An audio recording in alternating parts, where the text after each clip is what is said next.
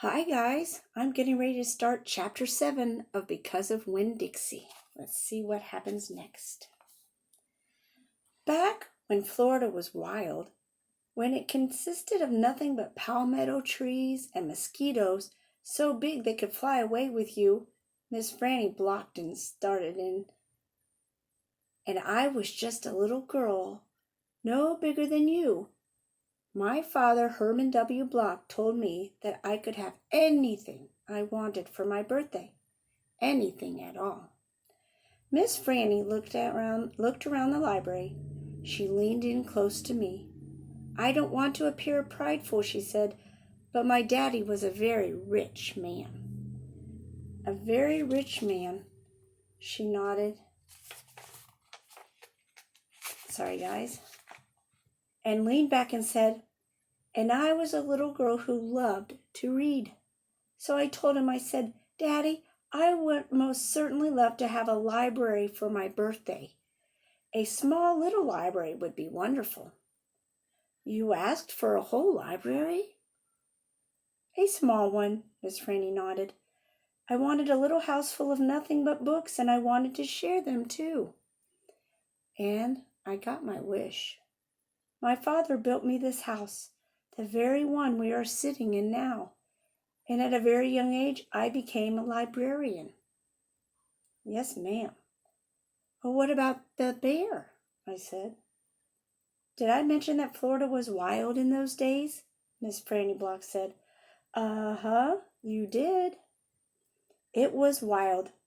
There were wild men and wild women and wild animals. Like bears? Yes, ma'am, that's right. Now, I have to tell you, I was a little Miss Know-it-all. I was a Miss Smarty Pants with my library full of books. Oh, yes, ma'am, I thought I knew the answers to everything. Well, one hot Thursday, I was sitting in my library with all the doors and windows open and my nose stuck in a book, when a shadow crossed the desk. And without looking up, yes, ma'am, without even looking up, I said, Is there a book I could help you find? Well, there was no answer. And I thought it might have been a wild man or a wild woman, scared of all these books and afraid to speak up. But then I became aware of a very peculiar smell, a very strong smell. I raised my eyes slowly, and standing right in front of me was a bear. Yes, ma'am, a very large bear. How big? I asked. Oh, well, said Miss Franny, perhaps 3 times the size of your dog. Well, then what happened? I asked. Well, said Miss Franny, I looked at him and he looked at me. He put his big nose up in the air and sniffed, and he was trying to decide if a little Miss Know-it-all librarian was what he was in the mood to eat. And I sat there, and then I thought, well, if this bear intends to eat me, I am not going to let it happen without a fight. No, ma'am, I'm very slowly and very carefully, I raised up the book I was reading. Well, what book was that? I asked. Why, it was War and Peace, a very large book. I raised it up slowly, and then I aimed it carefully, and I threw it right at the bear and screamed, Be gone! And do you know what? No, ma'am, I said. He went. But this is what I will never forget. He took the book with him. Nuh-uh, I said. Yes, ma'am, said Franny. He snatched it up and ran away. Well, did he come back? I asked. No, I never saw him again. Well, the men in town used to tease me about it. They used to say, Miss Franny saw the bear of yours out in the woods today. He was reading that book, and he said it sure was good, and would it be all right if he kept it just for another week? Yes, ma'am, they did tease me about it, she sighed. I imagine I'm the only one left from those days. I imagine I'm the only one that even recalls that bear. All my friends, everyone I knew when I was young, they were all dead and gone."